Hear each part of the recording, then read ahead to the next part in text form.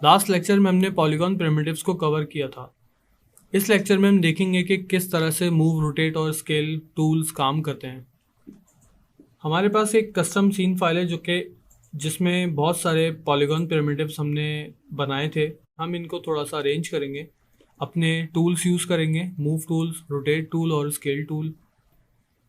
आपके left hand side पे देखें, टूल बार जो है उसमें फर्स्ट नंबर पे सिलेक्शन टूल है, सेकंड नंबर पे लासो टूल है, थर्ड नंबर पे पेंट सिलेक्शन है। उसके नीचे देखें मूव टूल, रोटेट टूल और स्केल टूल।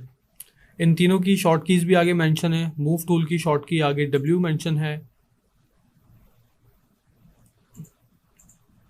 रोटेट टूल की शॉर्ट की E और स्केल टूल की शॉर्ट की R।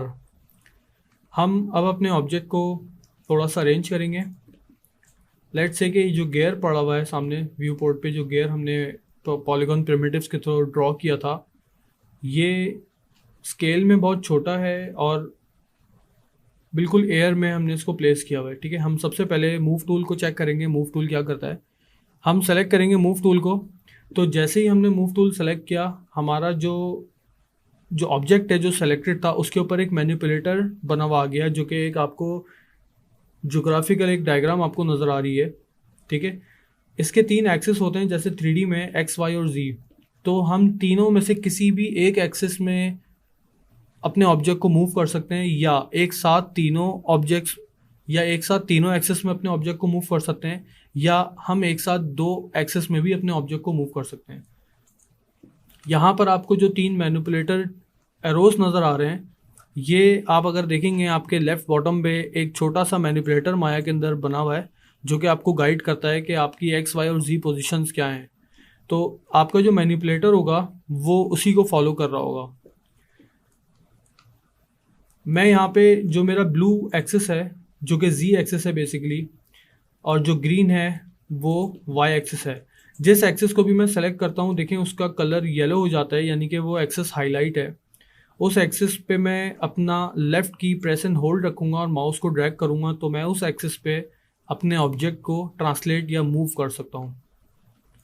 इसी तरह से मैं जी एक्सिस पे अगर ट्रांसलेट या मूव करना चाह रहा हूँ, तो मैं उसको क्लिक करके होल्ड रखूँगा, लेफ़्ट क्लिक को, और मैं इसको ट्रांसलेट या होल्ड कर सकता हूँ। ठीक है,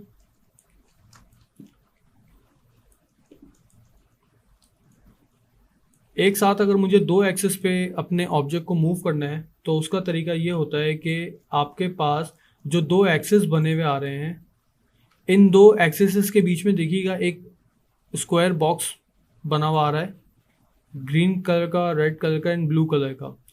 इस बॉक्स का मतलब ये है कि आप इस बॉक्स को जब सेलेक्ट करेंगे तो देखेंगे कि जिस 2 एक्सिस पे बॉक्स काम करेगा वो 2 एक्सिस आपके हाईलाइट हो जाएंगे।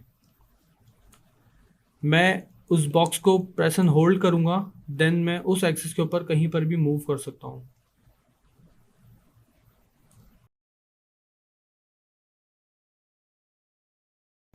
इसी तरह से अगर मैं अपने y और x एक्सिस पे एक ऑब्जेक्ट को एक साथ मूव करना चाह रहा हूं, तो मैं ये ब्लू वाला जो बॉक्स है जो कि x और y का है, देखें जैसे ही मैंने इसको सेलेक्ट किया, वो 2 पर्टिकुलरली एक्सिस मेरे हाईलाइट हो गए और ये ऑब्जेक्ट मेरा सिर्फ उन्हीं 2 एक्सिस में मूव करेगा।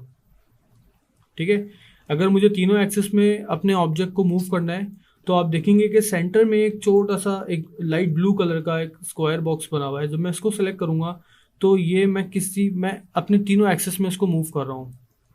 ठीक है, नेक्स्ट टूल है हमारा rotation tool. Rotation tool select किया, वही गियर मैंने सेलेक्ट किया, तो देखें अब आपके पास एक डिफरेंट किस्म का मैनिपुलेटर शो हो रहा है। अब देखेंगे आपके जो ये मैनिपुलेटर है, सेम वही कलर्स होंगे इसके, जो कलर्स आपके मूव टूल के थे। जो ये रेड एक्सिस है, मैं इसको क्लिक एंड होल्ड करता हूँ और माउस को ड्रैग करता हूँ, तो ये सिर्फ उसी एक्सिस पे मूव करेगा जो कि आपका एक्स एक्सिस है। ठीक है, अंडू कर दें। इसी तरह से जो आपका ब्लू एक्सिस है, जब मैं इस पर्टिकुलर एक्सिस को क्लिक करूंगा तो सिर्फ ये एक्सिस हाईलाइट हो रहा है, और जब मैं माउस को ड्रैग करूंगा तो ये सिर्फ और सिर्फ जी एक्सिस पर ही रोटेट हो रहा है। इसी तरह से वाई एक्सिस के लिए आप देखिएगा कि मिडिल में आपका एक ग्रीन कलर की एक कर्व बन रहा है, उसको जब मैं सेलेक्ट करूँगा तो वो हाईलाइट हो जाएगा येलो कलर में, और मैं इसको सिर्फ वाई एक्सिस के ऊपर रोटेट कर सकता हूँ। और अगर मुझे फ्री रोटेशन करनी है तो देखेंगे आपके ब्लू कलर का एक अराउंड दी मैनिपुलेटर एक सर्किल ड्रॉ हुआ है। अगर मैं इसको क्लिक करूँगा तो ये मेरे कैमरे के हिसाब से जो भी एक्सिस बन रहा होगा ये उस एक्सिस में उसको रोटेट कर देगा। ठीक है, ज़रूरी नहीं है कि मुझे सिर्फ इस सर्किल को सेलेक्ट करके मैं अगर इसको रोटेट करता हूँ तो ये ऐसा करेगा, बल्कि बीच में आप कहीं पर भी अगर अपने माउस को क्लिक एंड होल्ड करके ड्रॉ करेंगे तो ये रोटेशन दे देगा उस ऑब्जेक्ट के ऊपर। नेक्स्ट टूल है हमारा स्केल टूल।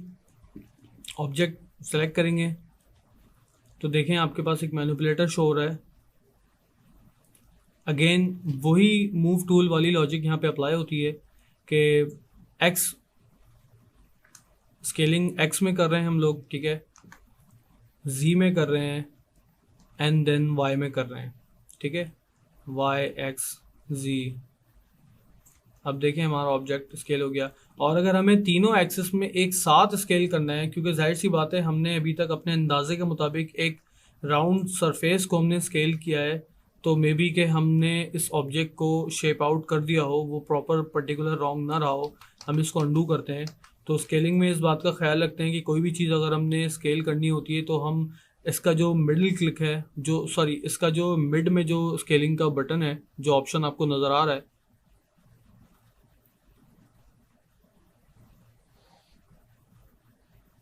हम इसको left click press and hold, then हम इसको जब स्केल अप करेंगे तो ये तीनों एक्सेस को एक साथ स्केल करेगा, जो कि ठीक होता है।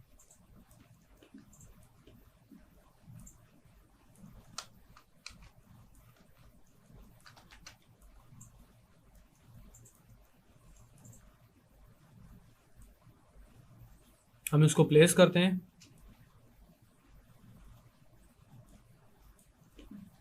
इस ऑब्जेक्ट को हम डिलीट कर देते हैं, इसको भी डिलीट कर देते हैं, इसको भी डिलीट कर देते हैं। हम इसको स्केल अप कर लेते हैं।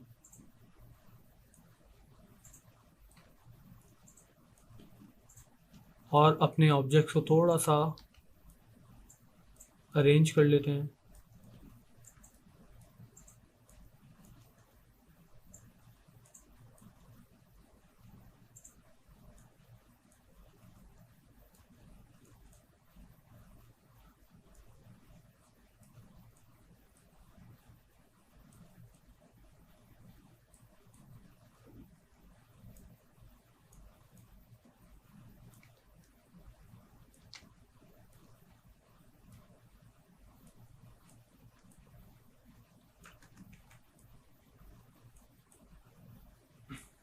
तो ये था आज का हमारा लेक्चर स्केल, मूव और रोटेट टूल के ऊपर।